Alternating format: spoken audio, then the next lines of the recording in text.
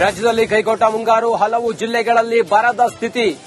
ಬೆಳೆಗಳು ನಾಶವಾಗಿದ್ದಾವೆ. ಬರ ಘೋಷಣೆಗೆ ಸರ್ಕಾರ ತಯಾರಿ ಮಾಡುತ್ತಿದೆ. ಆಗಸ್ಟ್ 30ರಂದು ಬರ ಅಂತ ಘೋಷಣೆಗೆ ಸರ್ಕಾರ ನಿರ್ಧಾರ ಮಾಡಿದೆ.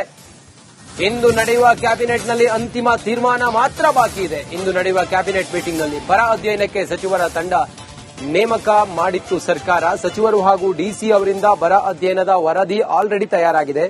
ರಾಜ್ಯದಲ್ಲಿ ಮುಂಗಾರು ಕೈಕೊಟ್ಟಂತ ಹಿನ್ನೆಲೆಯಲ್ಲಿ ರೈತರು ಹೈರಾಣಾಗಿ ಹೋಗಿದ್ದಾರೆ. ಬೆಳೆದಂತ ಬೆಳೆ ಎಲ್ಲವೂ ಕೂಡ ನೀರಿಲ್ಲದೆ ಒಣಗಿ ಹೋಗಿದ್ದಾವೆ. ಕೆಲವು ಕಡೆಗಳಲ್ಲಿ ವಿಪರೀತವಾದಂತ ಮಳೆ, ಇದರಿಂದಾಗಿಯೂ ಕೂಡ ರೈತರು ಬೆಳೆದಂತ ಬೆಳೆ ಎಲ್ಲ ಹಾಳಾಗಿದೆ. ಹೀಗಿರುವಾಗ ರಾಜ್ಯದಲ್ಲಿ ಕೆಲವು ಜಿಲ್ಲೆಗಳನ್ನ, ಕೆಲವು ತಾಲೂಕುಗಳನ್ನ ಬರಪೀಡಿತ ಅಂತೇಳಿ ಘೋಷಣೆ ಮಾಡಬೇಕು ಅನ್ನೋದು ರೈತರ ಒತ್ತಾಯ ಆಗಿತ್ತು. ಈ ನಿಟ್ಟಿನಲ್ಲಿ ಸರ್ಕಾರವು ಕೂಡ ಬರ ಅಧ್ಯಯನಕ್ಕಾಗಿ, ಅಂದ್ರೆ ಬರ ಯಾವ್ಯಾವ ಜಿಲ್ಲೆಗಳಲ್ಲಿ ಹೇಗಿದೆ, ಯಾವ ಮಟ್ಟಿಗಿದೆ, ಯಾವ ಪರಿ ಇದೆ ಅನ್ನೋದರ ಬಗ್ಗೆ ಅಧ್ಯಯನಕ್ಕಾಗಿ ತಂಡವನ್ನು ರಚನೆ ಮಾಡಿತ್ತು. ಈಗ ತಂಡ ವರದಿಯನ್ನು ಕೂಡ ಕೊಟ್ಟಿದೆ. ಬಹುಶಃ ಆಗಸ್ಟ್ 30ನೇ ತಾರೀಕಿಗೆ ಇವರು ಬರ ಅಂತ ಹೇಳಿ ಘೋಷಣೆ ಮಾಡುವಂತ ಸಾಧ್ಯತೆಯೂ ಇದೆ.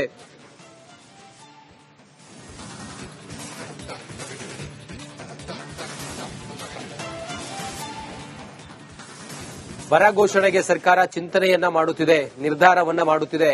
ರಾಜ್ಯದಲ್ಲಿ ರೈತರ ಬದುಕು ಬರದಿಂದಾಗಿ ಬೆಳೆಯನ್ನ ಬೆಳಿಲಿಕ್ಕಾಗದೆ ರೈತರು ಹೈರಾಣಾಗಿ ಹೋಗಿದ್ದಾರೆ. ಇಂಥ ಸ್ಥಿತಿಯಲ್ಲಿ ಸರ್ಕಾರ ಕೈ ಹಿಡಿಬೇಕು, ಬರ ಘೋಷಣೆ ಮಾಡಿ ಕೇಂದ್ರದಿಂದ ಸಹಕಾರವನ್ನ ಕೊಡಿಸಬೇಕು ಅನ್ನೋದು ರೈತರ ಒತ್ತಾಯವಾಗಿದೆ. ರಾಜ್ಯದಲ್ಲಿ ಕೈಕೊಟ್ಟ ಮುಂಗಾರು ಹಲವು ಜಿಲ್ಲೆಗಳಲ್ಲಿ ಬರದ ಸ್ಥಿತಿ. ಬೆಳೆಗಳು ನಾಶವಾಗಿದ್ದಾವೆ. ಬರ ಘೋಷಣೆಗೆ ಸರ್ಕಾರ ತಯಾರಿ ಮಾಡುತ್ತಿದೆ. ಆಗಸ್ಟ್ 30ರಂದು ಬರ ಅಂತ ಘೋಷಣೆಗೆ ಸರ್ಕಾರ ನಿರ್ಧಾರ ಮಾಡಿದೆ.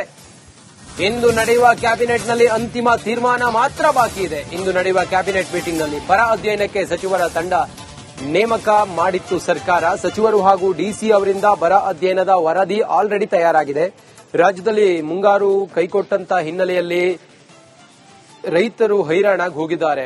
ಬೆಳೆದಂತ ಬೆಳೆ ಎಲ್ಲವೂ ಕೂಡ ನೀರಿಲ್ಲದೆ ಒಣಗಿ ಹೋಗಿದ್ದಾವೆ. ಕೆಲವು ಕಡೆಗಳಲ್ಲಿ ವಿಪರೀತವಾದಂತ ಮಳೆ, ಇದರಿಂದಾಗಿಯೂ ಕೂಡ ರೈತರು ಬೆಳೆದಂತ ಬೆಳೆ ಎಲ್ಲ ಹಾಳಾಗಿದೆ. ಹೀಗಿರುವಾಗ ರಾಜ್ಯದಲ್ಲಿ ಕೆಲವು ಜಿಲ್ಲೆಗಳನ್ನ, ಕೆಲವು ತಾಲೂಕುಗಳನ್ನ ಬರಪೀಡಿತ ಅಂತೇಳಿ ಘೋಷಣೆ ಮಾಡಬೇಕು ಅನ್ನೋದು ರೈತರ ಒತ್ತಾಯ ಆಗಿತ್ತು. ಈ ನಿಟ್ಟಿನಲ್ಲಿ ಸರ್ಕಾರವು ಕೂಡ ಬರ ಅಧ್ಯಯನಕ್ಕಾಗಿ, ಅಂದ್ರೆ ಬರ ಯಾವ್ಯಾವ ಜಿಲ್ಲೆಗಳಲ್ಲಿ ಹೇಗಿದೆ, ಯಾವ ಮಟ್ಟಿಗಿದೆ, ಯಾವ ಪರಿ ಇದೆ ಅನ್ನೋದರ ಬಗ್ಗೆ ಅಧ್ಯಯನಕ್ಕಾಗಿ ತಂಡವನ್ನು ರಚನೆ ಮಾಡಿತ್ತು. ಈಗ ತಂಡ ವರದಿಯನ್ನು ಕೂಡ ಕೊಟ್ಟಿದೆ. ಬಹುಶಃ ಆಗಸ್ಟ್ 30ನೇ ತಾರೀಕಿಗೆ ಇವರು ಬರ ಅಂತ ಹೇಳಿ ಘೋಷಣೆ ಮಾಡುವಂತ ಸಾಧ್ಯತೆಯೂ ಇದೆ.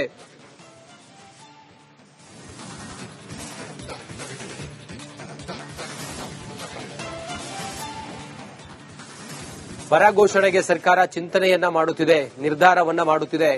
ರಾಜ್ಯದಲ್ಲಿ ರೈತರ ಬದುಕು ಬರದಿಂದಾಗಿ ಬೆಳೆಯನ್ನ ಬೆಳಿಲಿಕ್ಕಾಗದೆ ರೈತರು ಹೈರಾಣಾಗಿ ಹೋಗಿದ್ದಾರೆ.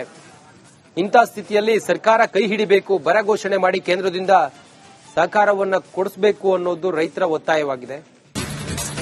ರಾಜ್ಯದಲ್ಲಿ ಕೈಕೊಟ್ಟ ಮುಂಗಾರು ಹಲವು ಜಿಲ್ಲೆಗಳಲ್ಲಿ ಬರದ ಸ್ಥಿತಿ. ಬೆಳೆಗಳು ನಾಶವಾಗಿದ್ದಾವೆ. ಬರ ಘೋಷಣೆಗೆ ಸರ್ಕಾರ ತಯಾರಿ ಮಾಡುತ್ತಿದೆ. ಆಗಸ್ಟ್ 30ರಂದು ಬರ ಅಂತ ಘೋಷಣೆಗೆ ಸರ್ಕಾರ ನಿರ್ಧಾರ ಮಾಡಿದೆ. ಇಂದು ನಡೆಯುವ ಕ್ಯಾಬಿನೆಟ್ನಲ್ಲಿ ಅಂತಿಮ ತೀರ್ಮಾನ ಮಾತ್ರ ಬಾಕಿ ಇದೆ. ಇಂದು ನಡೆಯುವ ಕ್ಯಾಬಿನೆಟ್ ಮೀಟಿಂಗ್ನಲ್ಲಿ ಬರ ಅಧ್ಯಯನಕ್ಕೆ ಸಚಿವರ ತಂಡ ನೇಮಕ ಮಾಡಿತ್ತು ಸರ್ಕಾರ. ಸಚಿವರು ಹಾಗೂ ಡಿಸಿ ಅವರಿಂದ ಬರ ಅಧ್ಯಯನದ ವರದಿ ಆಲ್ರೆಡಿ ತಯಾರಾಗಿದೆ. ರಾಜ್ಯದಲ್ಲಿ ಮುಂಗಾರು ಕೈಕೊಟ್ಟಂತ ಹಿನ್ನೆಲೆಯಲ್ಲಿ ರೈತರು ಹೈರಾಣಾಗಿ ಹೋಗಿದ್ದಾರೆ.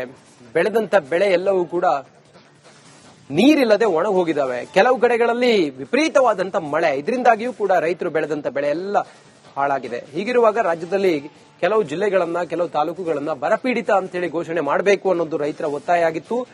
ಈ ನಿಟ್ಟಿನಲ್ಲಿ ಸರ್ಕಾರವು ಕೂಡ ಬರ ಅಧ್ಯಯನಕ್ಕಾಗಿ, ಅಂದ್ರೆ ಬರ ಯಾವ್ಯಾವ ಜಿಲ್ಲೆಗಳಲ್ಲಿ ಹೇಗಿದೆ, ಯಾವ ಮಟ್ಟಿಗಿದೆ, ಯಾವ ಪರಿ ಇದೆ ಅನ್ನೋದರ ಬಗ್ಗೆ ಅಧ್ಯಯನಕ್ಕಾಗಿ ತಂಡವನ್ನು ರಚನೆ ಮಾಡಿತ್ತು. ಈಗ ತಂಡ ವರದಿಯನ್ನು ಕೂಡ ಕೊಟ್ಟಿದೆ. ಬಹುಶಃ ಆಗಸ್ಟ್ 30ನೇ ತಾರೀಕಿಗೆ ಇವರು ಬರ ಅಂತ ಹೇಳಿ ಘೋಷಣೆ ಮಾಡುವಂತ ಸಾಧ್ಯತೆಯೂ ಇದೆ.